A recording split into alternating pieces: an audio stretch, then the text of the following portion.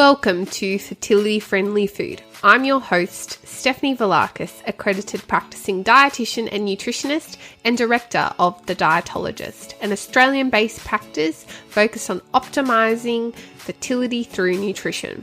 This podcast will bring you snack-size episodes for you to learn, grow, and be inspired by the latest research, facts, and practical lifestyle tips about eating well for optimal fertility, helping you cut through the confusion and myths to take back some of the control on your fertility journey, one bite at a time.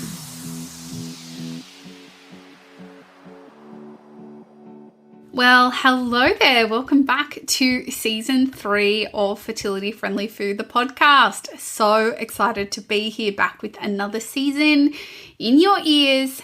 And it is Endometriosis Awareness Month for the month of March. So we are kicking off a series over the next few weeks focusing all on endometriosis. Now, I know we have an older episode back in season 1 on this topic that is a little bit more broad, but I wanted to break it down and dive in deeper into this topic of endometriosis. So today's topic is all about managing inflammation using diet for endo.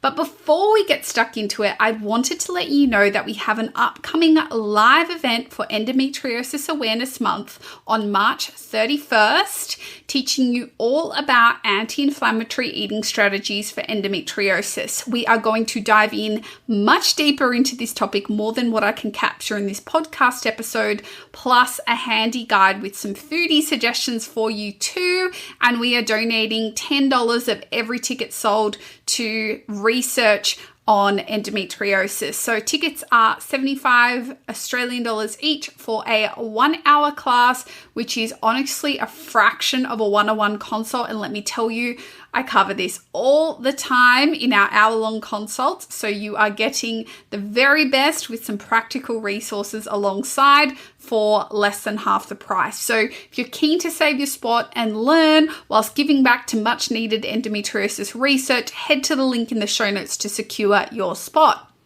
Okay, let's get into today's episode. So just quickly, what is endometriosis? Endometriosis is a chronic inflammatory condition associated with the reproductive system of females. However, it is characterized by the growth of endometrial-like cells, typically in the form of lesions or cysts that can grow both inside and outside the reproductive organs, in the pelvic cavity, the bowel, bladder, and also elsewhere in the body. There is such a thing as thoracic and diaphragmatic endo, and endometriosis has even been found much further afield in the body as well.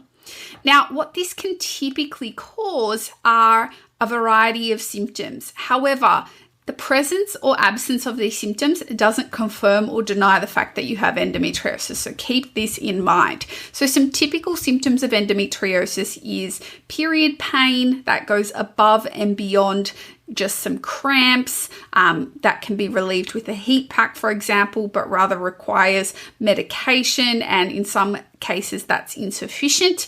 It affects your school and work life, your relationships, etc. It's also sometimes associated with ovulation pain, so pain around the mid-cycle, around the time of ovulation, and non-cyclical pelvic pain. There's also some other typical symptoms that we can sometimes see with endometriosis, which include heavier bleeding around the time of the period, and as well bowel symptoms, so things like constipation, diarrhea, bloating, pain with opening the bowel. Also, we see pain with urination, bladder pain, and pain with sexual intercourse. There's also some more broader symptoms such as fatigue, brain fog, and other types of symptoms that tend to cluster in with endometriosis. Now, this condition affects 1 in 9 women of reproductive age and is one of the leading contributors to female factor infertility. And in fact, almost half of people that do receive a diagnosis of endometriosis only do so when they are trying to conceive and experience difficulties. So it is undiagnosed on average for about 7 years from the onset of symptoms, which has improved down from 12 years, but still it is a long time to suffer. For those who are new here, I actually live with endometriosis myself. I was diagnosed in December 2019. If you want to hear my story, it is the second episode of this podcast, so scroll on back. So what does inflammation have to do with endometriosis? So inflammation is a real buzzword at the moment. So I just wanted to define the two main groups of inflammation. We have acute inflammation. So think when you stub your toe or you cut your finger, you've got that immediate redness and swelling and blood flow and white cells being released and pain at the site, etc. And it will usually happen over a short period of time and heal over a few days or a few weeks. And that's typically about of acute inflammation. Chronic inflammation is usually lower grade, as in it may not be as obvious, it may be a little bit more subtle, but it is a chronic and long form of inflammation, and this can contribute to things like cell damage because of the higher amounts of oxidative species, which can cause more oxidative damage to our bodies. And so this is the type of inflammation typically associated with endometriosis, with studies showing that people living with endometriosis having more reactive oxygen species in their body, which are these free radicals that can contribute to cell damage. So inflammation has a big role to play when it comes to endometriosis and can sometimes be partially responsible for some of the symptoms that we experience as well. So it is really important to tackle inflammation as much as possible. Obviously, I'll be covering the dietary elements, but there are a lot of other ways that you can focus on inflammation management outside of diet, such as medications, mitigating stress, exercise, making sure you sleep enough, etc. So there's lots of other strategies there that can be helpful. So the next commonly asked question I get around inflammation and endometriosis is, does diet even really help? And I guess the answer to this is tricky because obviously we don't want to overstate the importance of something and, put all of our metaphorical eggs in one basket, but diet and nutrition have a really big role to play in all of our lives. We're all going to eat, hopefully multiple times a day, every day for forever. And so what we eat is going to matter when it comes to our health. And more research is starting to emerge on the types of foods that, in general, outside of endometriosis, are favoring inflammation and which ones are better for managing and lessening inflammation. And we're talking more about dietary patterns. And so this is one of the big pitfalls I often see, which I've talked about in masterclasses in the past, is over-focusing on single food items is a real way to get yourself overwhelmed, confused, and feeling really restricted. But rather zooming out and thinking about your total dietary pattern, because this is where the research is indicating that is actually relevant when it comes to managing inflammation for endo. So is your diet mostly made up of fast foods and highly packaged and processed foods? Think chips and chocolates and ice creams and chicken nuggets and all of that kind of stuff? Or is your diet dominantly fruit and vegetables and lean meats and full-fat dairy and whole grains and nuts and seeds and all that good stuff? And occasionally you'll have an ice cream on a Sunday walk with your friends. Then that ice cream in the context of a week of eating really well is probably not going to have as much impact compared to somebody who eats an ice cream in the context of eating those more highly processed foods. Now, the level of processing of food is often a point of confusion. And what I'm talking about here are highly processed foods that are characterized by their sugar, salt, and saturated fat content. I'm not talking about a high quality yogurt that has obviously been packaged and had some food processing done to it. That's a different story. So what I'm talking about here are those foods that are high in sugar, salt, and saturated fat, diets really high in these and low in our whole foods are going to favor more inflammation more broadly. Now, when it comes to endometriosis, what is considered inflammatory specifically? Because a lot of people are like, don't tell me it's gluten and dairy and chocolate, please. I mean, it's bad enough I'm living with this awful disease, with these awful symptoms, and I'm feeling all the feelings about it. And now you're telling me I can't eat things that make me happy. And I think this is a point that I hear all the time from both clients in our virtual clinic and also in our DMs all the time. And I think it isn't a universal answer. You know, like I said, it's about dietary context, but it's also about your own unique triggers. And each of us that live with endometriosis, some of us have no symptoms or incredibly mild symptoms, and others are debilitated by this disease. It affects their ability to work, participate in social events, and so on. So obviously the level of impact the disease is having on your life is probably going to determine how motivated and willing you are to maybe explore this path. At the same time, it doesn't necessarily mean more restriction. And I think that is really the key message that I always like to put out there. So when it comes to gluten, just briefly, there was one study that was done around gluten-free diet and endometriosis specifically a few years ago, about 200 endometriosis patients. They were put on that diet for 12 months, and they did show that 75% had an improvement in pain, vitality, and overall quality of life. But they didn't look at any inflammatory markers or any signs of inflammation. So we can't say gluten-free diet improves endometriosis management via inflammation. We just know that potentially for some people, a gluten-free diet may be helpful. Now, whether it's the gluten protein itself or whether it was the fact that their dietary quality improved because a lot of gluten-containing foods like white breads and donuts and pastries contain gluten, and so they crowd their diet with more whole foods,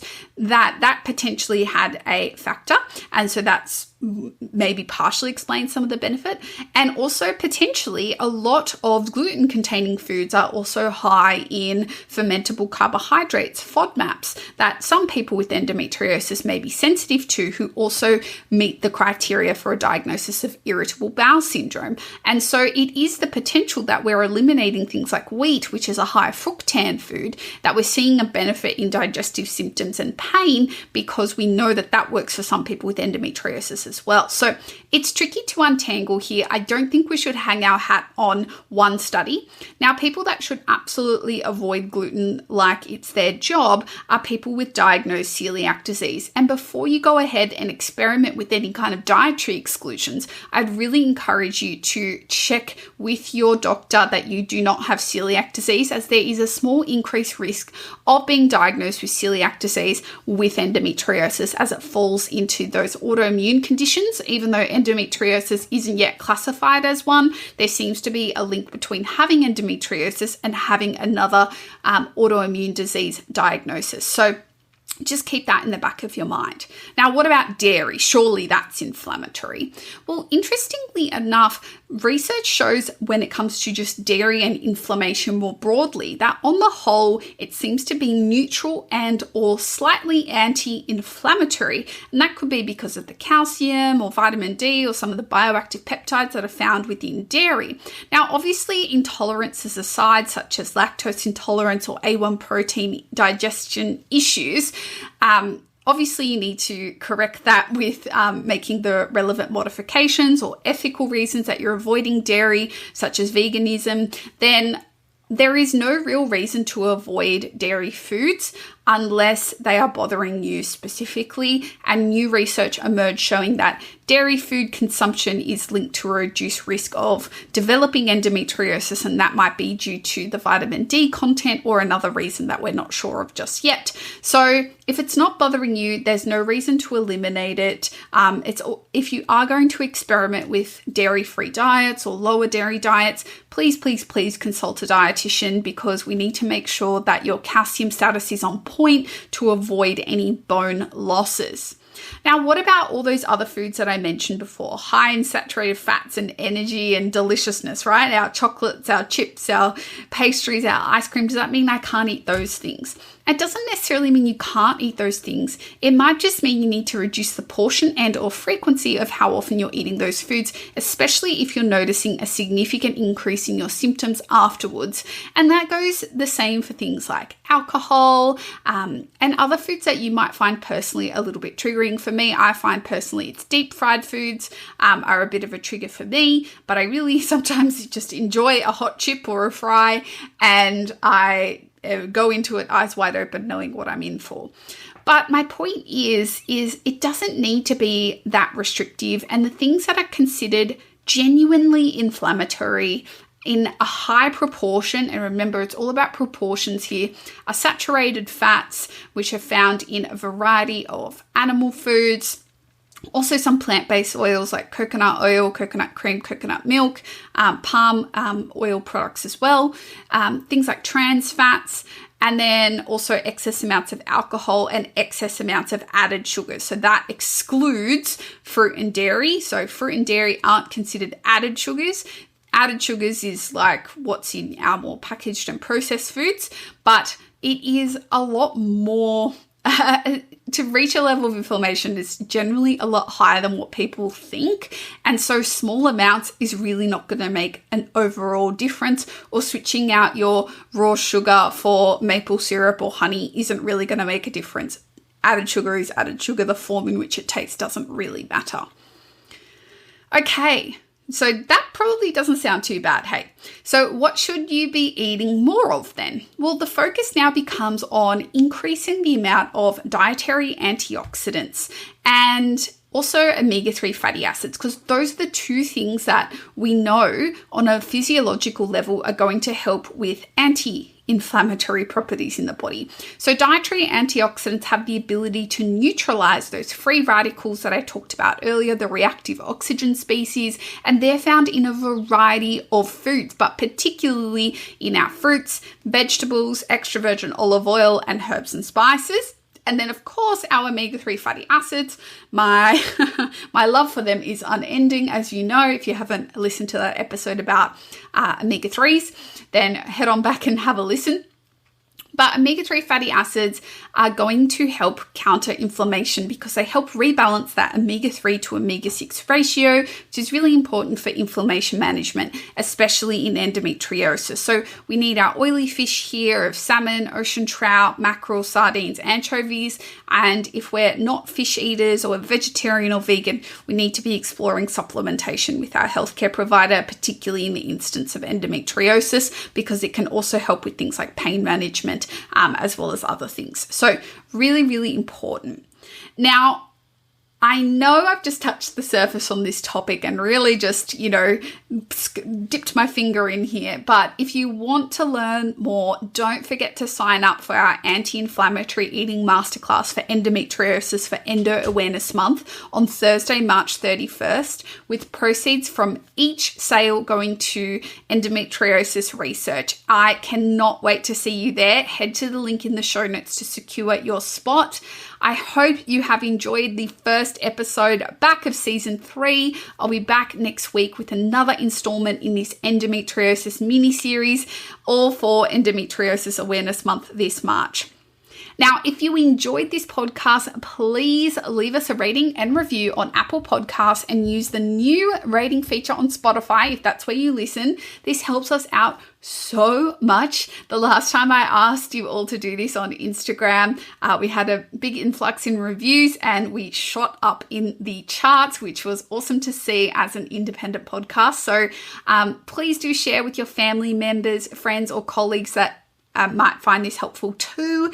And my goal really this year is to make Fertility Friendly Food the #1 fertility nutrition podcast together. So I so appreciate your support. I can't wait to see you in the next episode, or rather, I guess, get me in your ear holes in the next episode. And I'll catch you next week. Bye.